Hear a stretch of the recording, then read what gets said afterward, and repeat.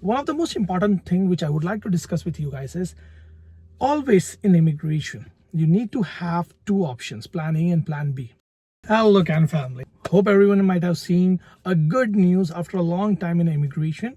Today there was a trade draw, and which is a category based express entry draw, and the draw was for 433. That means every individual who are under the trade category, under the NOC specific category, who are sitting around more than 433 points might have received the invitation today. It's way more better than having a draw through a skilled. So two good news. One, welder draw was came under this, which was not there in last few PNP skill trade draws, but now at least we got that into this category based express entry draw. The second and most important thing is there is some kind of continuity and some time of regularity is there right now with a healthcare and a trade specification, where in these two streams, at least in every 2 to 3 months, there is one draw is coming.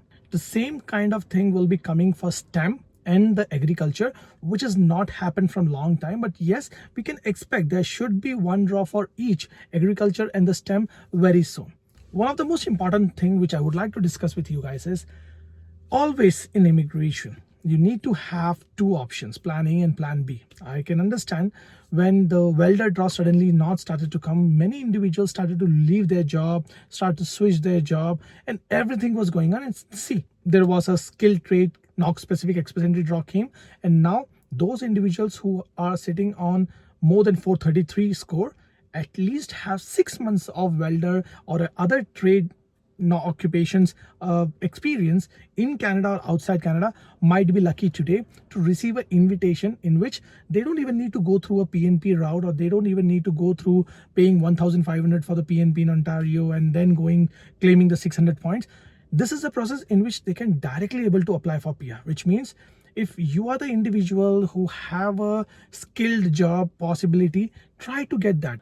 Even after 12th, with 1 year of experience in CLB9, you're sitting around 425 around point. And with 2 years of experience, any individual can go beyond 450 points. So in that kind of scenario where you have a 1 or 1.5 years of experience under some other, like a manager, restaurant manager, supervisor kind of duties, but the last 6 months of that, if you have experience specifically under the transportation, trade, agriculture, those kind of particular NOC codes, you know what's going to happen with that? You are going to be receiving an invitation through this NOC specific category, which is again through an express entry. Very simple process, no need of depending upon employer, just need an experience letter and pay stub.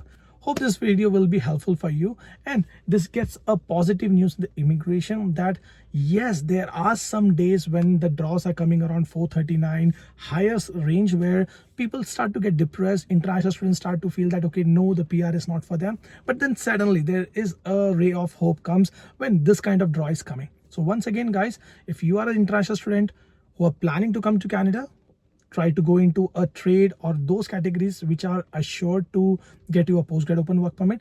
If you're already in Canada, try to get a job in NOC specific categories where you can able to get easy PR, or it's something a NOC code where at least you can go through a PNP with an employer support. And if your work permit is about to expire, always try to understand what are the options you are remaining with, and there we play a role where if you contact us, we can tell you what all options you have with you, and then in the most economic and most fast way you can able to make your decision. Talk to you soon, and please let's make an effort to make the immigration stress free. Take care and have a nice day. Bye.